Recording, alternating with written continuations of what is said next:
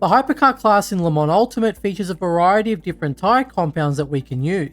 But which tyre is the best for what situation? And how does the temperature of a tyre affect its performance? Well, today we'll tell you everything you need to know.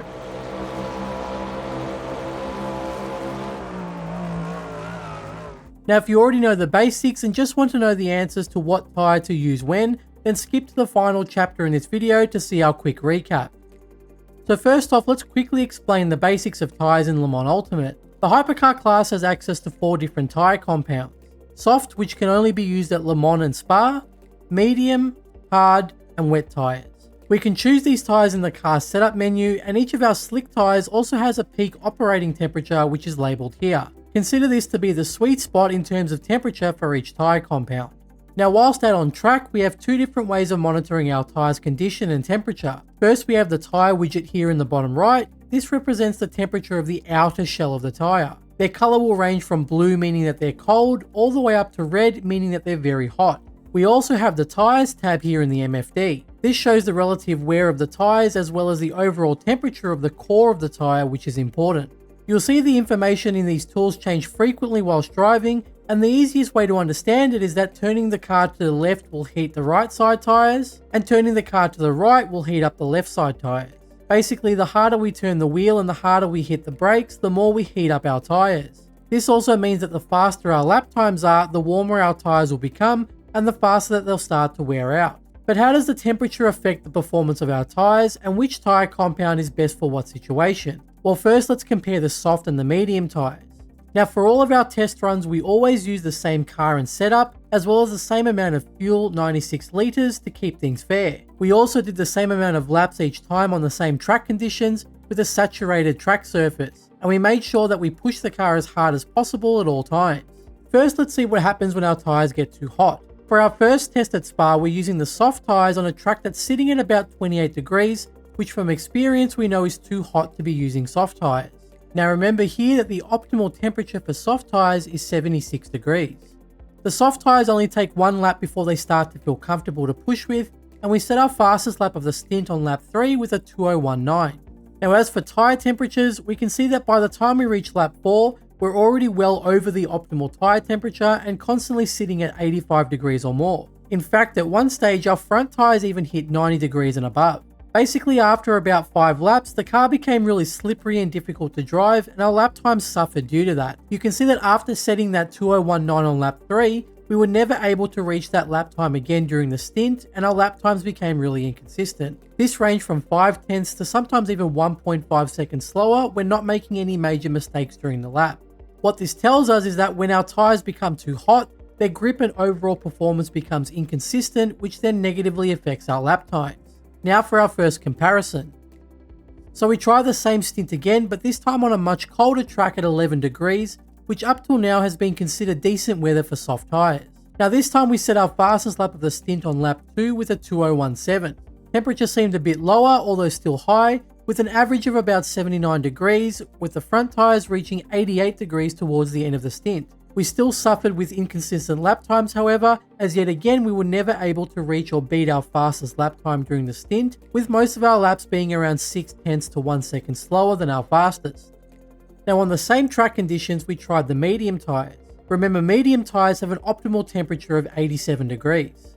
Now these medium tyres took about 4 laps before they started to feel good to push with, and we set our fastest lap with a 2022 on lap 4, which was about 0.5 slower than our fastest lap on the soft tyres. However, these medium tyres easily began to outperform the soft tyres, not just with consistency, but also with lap times. You can see that all of our laps after lap 4 were always within 0.5 of our fastest, and we're consistently hitting mid to low 202s. But then once we hit lap 9, we even started to beat our fastest lap time of 2022. In fact, by the time we reached lap 21, we managed to get a 2016, which was faster than the original 2017 that was set in the soft tyres. Temperatures also appeared similar to the soft tyres, although a bit lower, with the average temperature being about 78 and the front tyres reaching 84 degrees at one point. The main difference here, however, is that these temperatures were all below the optimal medium tyre temp, which again is 87 degrees. This reflected in the driving feel as well, where the car felt good to drive the entire stint and I didn't find myself struggling to find grip. Now this was interesting because up till now we often thought that soft tyres were ideal for use in colder track temperatures. So this time I set the track as cold as possible, which was 6 degrees track temp during the night time. Just note however that this is a very unrealistic track temperature that you'd probably never experience. All it takes is a few cars to be driving around the track and you'll see the temperature rising into the double digits really quickly. Again, it only takes about 2 laps for the soft tyres to feel okay to push, and we set our fastest lap time on lap 5 with a 2017. Consistency seemed the same as last time however, with most of our laps being between 0.5 to 1 second slower than our fastest lap. Yet again, we never managed to beat our initial fastest lap time. Tyre temperatures were noticeably lower, with an average of about 75 degrees, with the front tyres reaching 82 degrees at one stage. The car felt a bit easy to drive this time, however towards the end of the stint I was struggling to find grip and constantly battling with understeer. So now on the same track conditions we tried the medium tyres. Now going off our theory that these extremely cold conditions would be bad for cold tyres, you'd think that things didn't go well. But surprisingly the medium tyres outperformed the softs yet again. Now we had to drive carefully in the opening laps and we managed to set our fastest time on lap 5 again with a 2022. 5/10 slower than the soft tyres. But this time we see an incredibly consistent performance with laps always within 0.3 of our fastest. And you can see we never get a lap time slower than 2025. Then once we reach lap 19, we start to beat that original fastest time and manage to get a 2020 on the final lap. Temperatures were also similar, with the average temp being around 75 degrees and with the front tyres reaching 82 degrees at some points of the track. These temperatures however were all still under the medium tyres optimal temp of 87 degrees.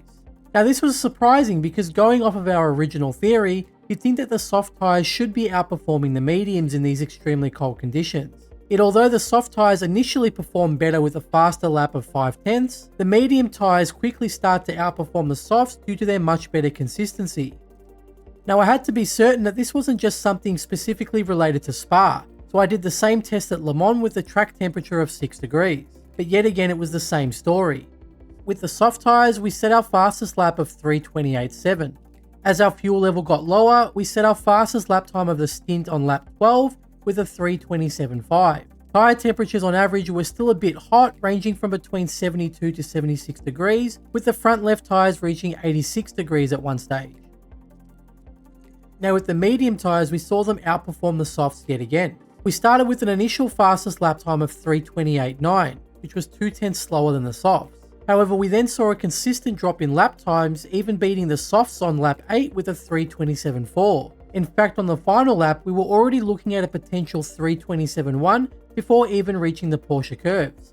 So a 3:26 was definitely possible on the final lap. Now this erased any doubts that I had, and now I can confidently say that during a race session on a dry track, the medium tyres will always be the superior choice to softs, no matter how cold the track is.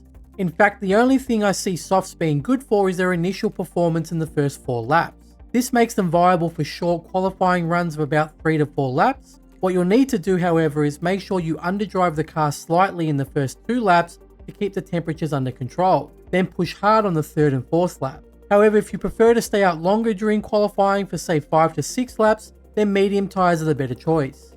Now let's compare the medium and hard tyres. So here at Spa we start with the medium tyres with a track temperature of 43 degrees, which is quite hot. We start off strong with a fastest time of 2013 on lap 3, thanks to a warmer and more optimal track temperature. What we then see however is a similar situation to our soft tyres when they were on a warmer track.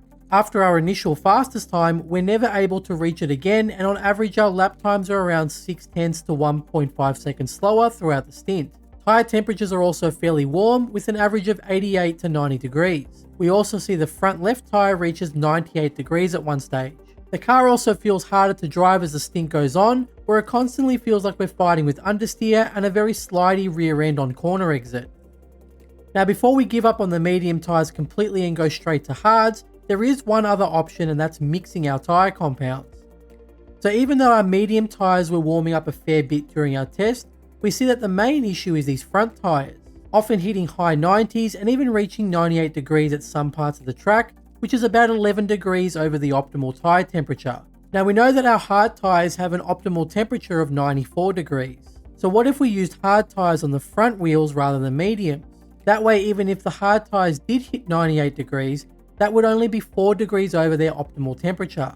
This is a very common tactic used by teams in real life, where they'll use hard tyres on one or two of their wheels if those particular tyres are getting too hot on a track when using the medium compound. So we put the hard tyres on the front wheels on a slightly hotter track of 45 degrees. Now, although we see a slower initial fastest time of 2019, from lap 10 onward we see a much more consistent performance with constant 2024s and 2023s as long as we didn't make any major mistakes during a lap. Temperature wise, we can see that the hard tyres are getting quite hot at 100 degrees at some parts of the track, although this is only 6 degrees over the hard tyres optimal temperature of 94.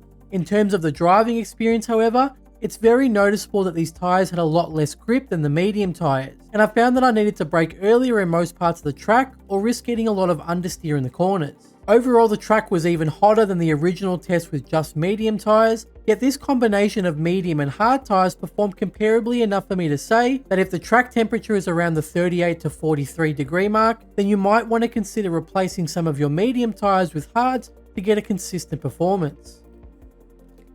Now back on our 43 degree track, we used a full set of hard tyres and the results were still comparable. Although we set a slower initial fastest time of 2020 on lap 7, we still see comparable lap times to the previous tests with consistent times between 2025 to 2028 as long as we didn't make any major mistakes during the lap. Temperatures remain the same, but the real advantage that we see here is the tyre wear at the end of the stint, and this is why the hard tyre compound is the best choice when you plan to double stint your tyres. Now in longer races, whether it's 6 hours to 24 hours, it's very common to use hard tyres instead of mediums and use the same set for 2 or even 3 stints in a row. This allows you to try and gain positions by removing the need to change tyres in the pits, which saves you about 12 seconds of time during each pit stop. This does come at a cost though, as hard tyres tend to produce noticeably slower lap times than medium tyres as we've seen. In order to double stint them effectively, it also requires the driver to really manage those tyre temperatures and underdrive the car in certain parts of the track to make sure that they don't get too hot in order to minimize tyre wear. Now let's compare double stinting medium tyres compared to hard tyres to see which does the job better. Now we've already seen how the first stint went with the medium tyres, and when we enter the pits we see our front left tyre is at 63% and the others are at 69 and 73%. Now as soon as we drive out of the pits, we're already feeling the tyre wear and the car starts to feel really difficult to handle and near undrivable once we get to about lap 27. The lap times also reflect this, and you can see that we're constantly doing at least 2 seconds slower per lap than our fastest time for the entire stint with constant 2038s. In fact, we even go as slow as a 2053 at one stage, which is really off the pace and means a lot of time was lost in the overall race. Now in this case, it would have been better to just change to a new set of medium tyres, because losing 2 seconds if not more per lap makes the 12 seconds we saved in the pit stop by not changing tyres meaningless. The hard tyres, however, proved to be far better in this situation. Now when entering the pits after the first stint, we see that the tyre wear is much better with 76 on the front left and between 79 to 82% on the other tyres. Performance was much better here, and we see a lot more 2034s and 2035s from lap 27 onwards. What's noticeable here is that we never see a 204, and from lap 38 we even start to see the lap times drop with a 2032 all the way down to a 2026 on the final lap of the stint. What we can also see here is that even after 2 stints we still have between 51 to 64% left on our tyres, which means there's probably still a bit more life left in them. What these test results tell us, however, is that hard tyres are best used whether as a complete or partial set when the track temperature is around the 40 degree mark or hotter. And if we're planning to double stint our tyres, then the hard tyre compound is also the superior option. One thing to note here though is that at Le Mans, it's definitely possible to double stint there with medium tyres. However, hard tyres can often last 3 or even 4 stints there. Finally, we have the wet tyre compound, and the rule here is fairly simple thankfully and doesn't require any testing. Now there's 6 states of track moisture: dry, damp, slightly wet, wet, very wet and extremely wet.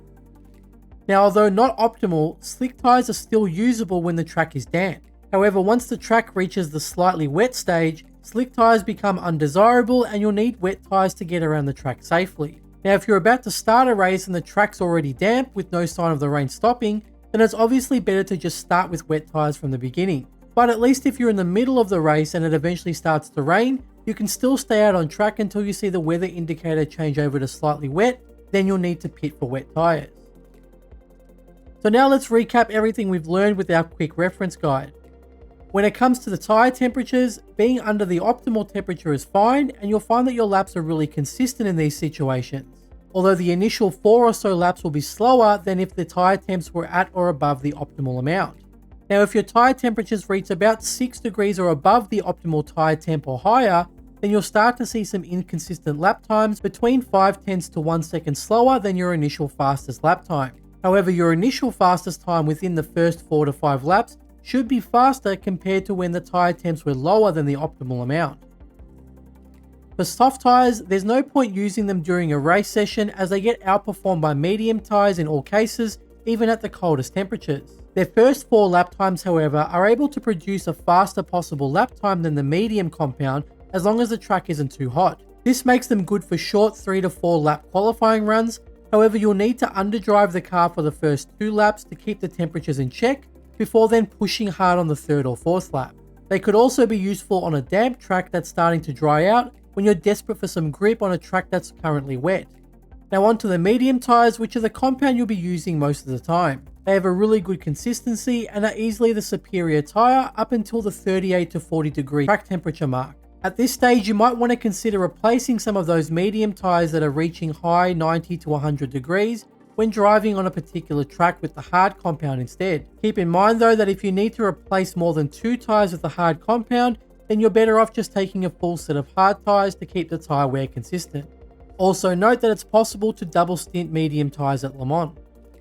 Now onto the hard tyre compound. These become the superior tyre once the track reaches about 45 degrees and above. Keep in mind that there's noticeably less grip on these tyres, and you'll probably have to brake earlier and trail brake longer in certain corners when using this tyre compound. They're also the tyre you want to use when you're trying to double or triple stint, as they give much more consistent and sometimes faster lap times compared to the medium tyres after the first initial stint.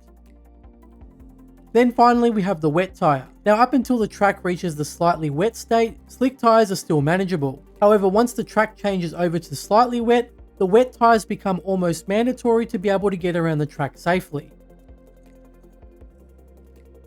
Again, this information is all just a general guide, and it also comes down to your own skill level and lap times. Remember that faster lap times mean warmer tyre temperatures. So hopefully this video gives you a better understanding of how the tyres work in Le Mans Ultimate so that you now feel comfortable to choose the right tyre for the job. Now if you have any other questions about the tyres or about Le Mans Ultimate in general, then feel free to leave them in the comments below. But as always, thanks for watching. I'll see you in the next one.